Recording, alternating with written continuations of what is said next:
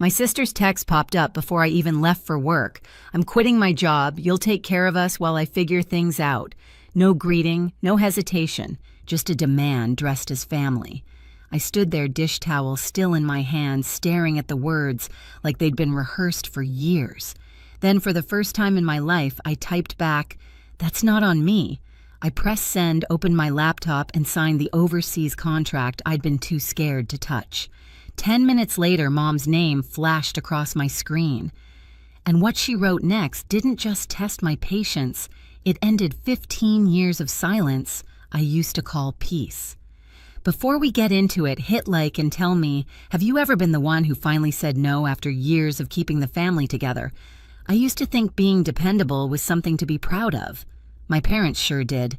At every family dinner, Mom would lift her glass and say, "To Lily, the one who keeps this family running." Everyone would laugh, but I knew what it meant, the one who pays for everything. From the outside, we looked perfect. A neat suburban house, roast chicken in the oven, football humming on TV. Inside, every smile had a price tag. Mom's little reminders about Jenna's bills. Dad's quiet nod toward me when the check came. Even Jenna's hugs came with follow-up texts. "Can you cover rent until next month?" 15 years of that turned responsibility into reflex. I told myself I was just helping, being a good daughter, a good sister. But the truth, I was their safety net and no one ever asked if I could afford to break. Jenna was always the dreamer. She'd bounce from one creative project to another, posting quotes about freedom while her phone bill hit my account. Mom defended her like it was a sacred duty. "She just needs support right now, honey. You're the stable one." Stable. That word used to sound flattering. Now it just felt like a cage with wallpaper. Michael, my boyfriend, saw through it before I did. One night he said, "You know they love you because it's convenient, right?" I laughed it off then, but his words stuck quiet and sharp like a splinter. The last dinner before everything cracked was textbook Pierce family theater. Jenna breezed in 20 minutes late wearing a designer coat that could have paid my utilities. Mom cooed, "You've had such a hard week," while I poured the wine and pretended not to exist. Dad grunted approval. I smiled through the heat crawling up my chest. After they left, I sat alone at the table staring at the empty plates and the receipts shoved into my purse. My phone buzzed, another notification, the family phone plan. My own name buried under everyone else's. That night, I opened my notes and scrolled through years of transactions, rent, insurance, repairs, birthdays. It wasn't generosity anymore. It was proof of how far I'd gone to buy peace. I closed the app, leaned back in the chair, and whispered into the quiet kitchen, "How much longer am I supposed to hold this family together?" And somewhere deep down, a voice I'd ignored for years finally answered, "You don't have to." It started with another Sunday dinner that felt like déjà vu, same table, same silence, same performance. Jenna had quit her latest job to focus on her mental health, and Mom treated it like an act of bravery. "That takes courage, sweetheart," she said, eyes glassy with pride. I stared at my plate. Last year, when I took one sick day for exhaustion, she called me dramatic. Jenna twirled her fork, smiling, as her boyfriend Caleb leaned back, smirking. "She's building her brand," he said. "You wouldn't understand Lily. You're more corporate." The way he said corporate made it sound like a disease. I wanted to ask if brand meant me paying her bills again, but I bit my tongue. After dinner, Mom cornered me by the sink, lowering her voice like she was delivering state secrets. "Your sister's going through a hard time. You can help a little longer, right? Help," the word that had become my leash. I nodded the same way I always did because fighting never changed anything. That night, I lay in bed scrolling through my notes. The list of payments glared back at me. Car insurance, rent, phone plan. My own handwriting looked like evidence in a crime I kept committing against myself. Michael texted, "You okay?" I typed. "Just tired," then deleted it. He called instead. "You're not just tired," he said softly. "You're being drained." "I can handle it," I whispered. "Handling it isn't living." The line went quiet after that, but his words stayed. 2 weeks later, the real crack came. It was early after 8:12 a.m. Sunlight slanting through the blinds, my laptop open, coffee cooling beside me. My phone buzzed once, twice, then a third time. I glanced down. A text from Jenna. I'm quitting my job. You'll take care of us while I figure things out. No greeting, no explanation, just expectation. I froze. For a second, my brain reached for old reflexes, calculate, adjust, fix. But something inside me shifted small and seismic. I wiped my hands on a dish towel, stared at the screen, and typed 4 words that didn't feel like mine until I hit send.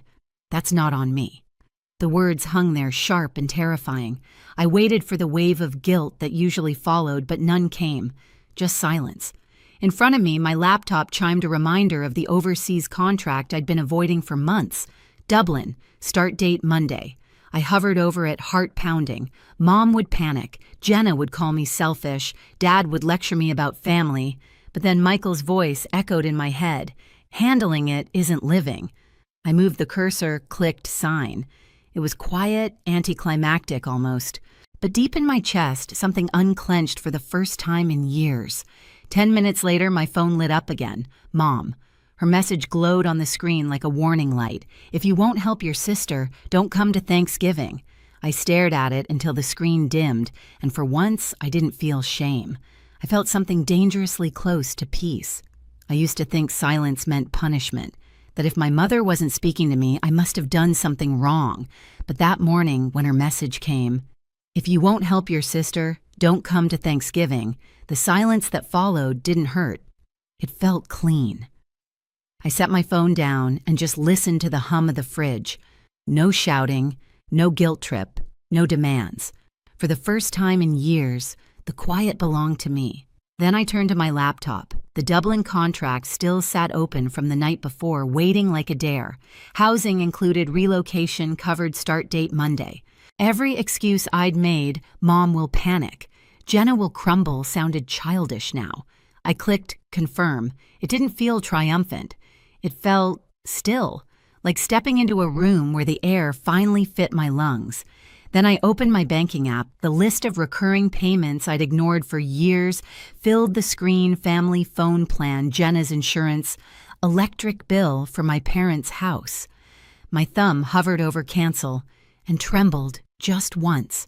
Then one by one, I began to cut the ties. Cancel, remove, deactivate. Each click landed like a heartbeat, steady and final. I half expected lightning to strike or Mom to appear at my door, but the apartment stayed quiet. The only sound was my own breathing. A voicemail arrived from Aunt Rose midway through the process, her voice syrupy sweet, every word sharpened with guilt. Sweetheart family gives and receives. Maybe you can give a little more this season. God will bless you back tenfold.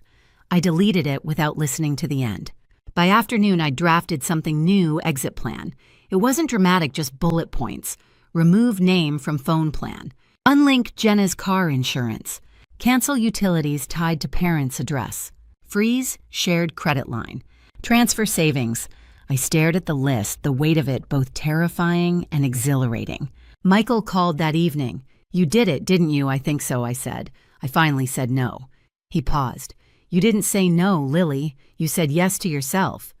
When we hung up, I sat on the floor, surrounded by the quiet hum of appliances, the smell of coffee gone cold, and a strange growing sense of control. I'd always imagined freedom would roar, but it didn't.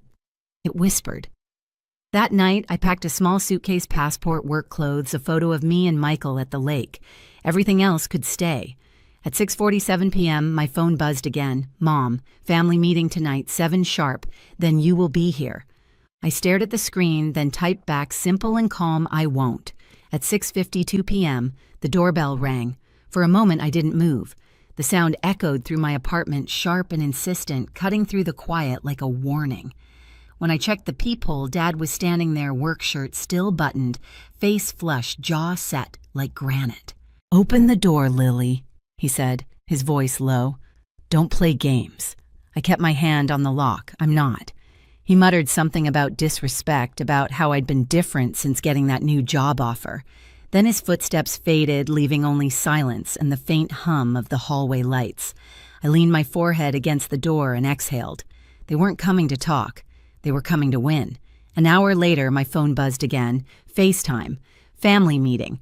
For a second, I considered ignoring it, but a colder part of me wanted to see them, Wanted to finally stop pretending. I pressed accept. The screen lit up.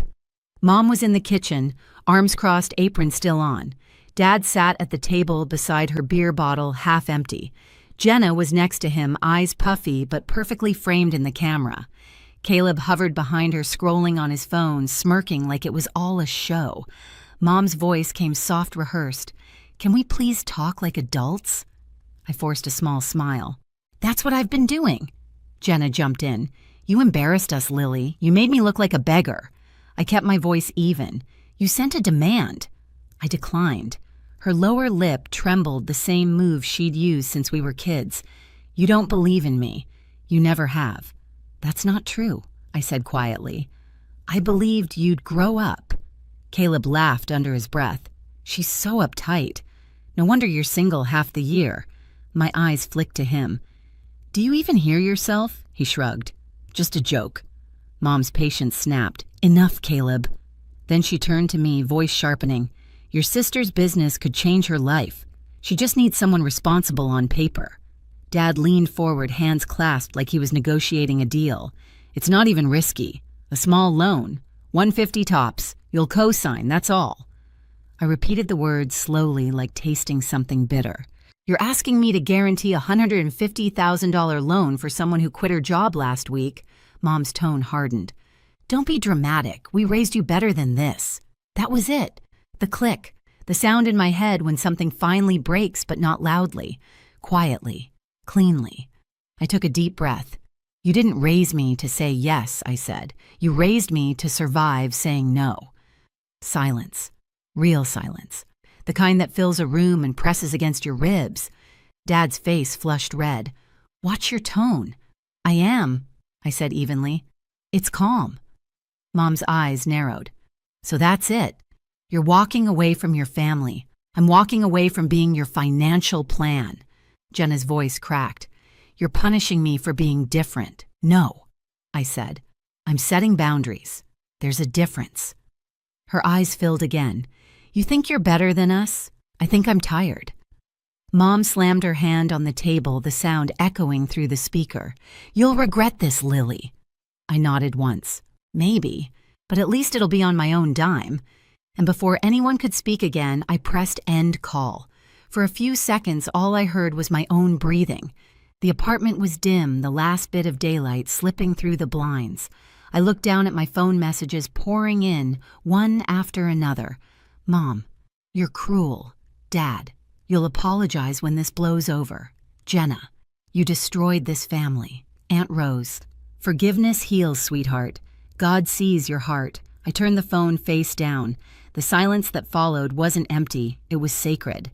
Then I opened the file labeled Exit Plan, checked every box, removed from phone plan, unlinked insurance, canceled utilities, closed credit line, booked flight. By the time the clock hit midnight, there were 43 missed calls blinking on my screen. None from Michael. He knew. At 12:07 a.m., the phone rang again. This time I answered. "Hey." His voice came softly. "You sound lighter."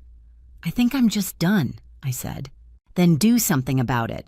Not for revenge, for peace."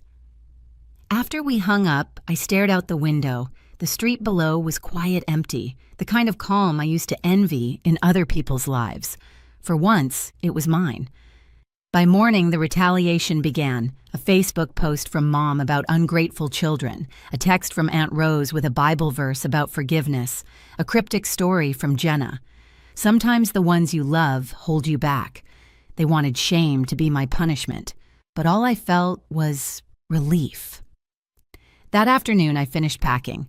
My passport, work ID, and the signed contract tucked inside a folder. When I zipped the suitcase, the sound felt final, like a door closing softly behind me. As I slid on my coat, my phone buzzed one last time. Mom again.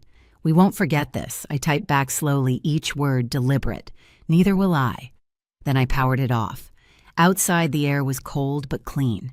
The sky over the city pale and clear, like the beginning of something that didn't need permission. I locked the door behind me suitcase, rolling across the hallway tiles. Each step felt like proof that I had finally stopped being useful and started being free. The airport smelled like burnt coffee and early morning rain. I moved through the line, half awake, half weightless. No group chat buzzing, no guilt bleeding into every thought. Just the soft rumble of luggage wheels and the sound of my own breathing. When the plane lifted off, I pressed my forehead to the window and watched the city shrink beneath the clouds. For 15 years, that skyline had meant obligation. Now it looked almost beautiful from far away. Dublin was colder than I expected, gray skies, wet cobblestones, air that tasted like salt and freedom. The company apartment was small, one bedroom, with white walls and a view of the canal. The first night I unpacked one suitcase, brewed tea, and stood at the window until the streetlights flickered on. Everything inside those walls belonged to me. Every bill, every choice. A week later, Mom's voicemail arrived. Her voice trembled with something between pride and resentment. "Jenna found part-time work. We're fine. Your dad says hi." I listened twice, not for what she said, but for what she didn't. No guilt, no demand, just distance. I didn't call back. I didn't need to. That night, I opened my old notes pages of bills and payments, once labeled family. I scrolled to the bottom and typed one final line, debt cleared emotionally and otherwise. Then I closed the laptop and let the quiet fill the room. For the first time in my life, silence didn't feel like punishment. It felt like peace. Sunday morning light spilled across the table, catching the steam from my coffee. No buzzing phone, no new demands, just quiet. I thought about the first message that started it all. "You'll take care of us while I figure things out." Maybe once I would have out of habit or fear, but not anymore. I smiled at my reflection in the window, the city unfolding behind me like a clean slate. Real love doesn't drain you, it steadies you. If you've ever chosen peace over guilt, share your story below. You're not alone. And don't forget to subscribe for the next story.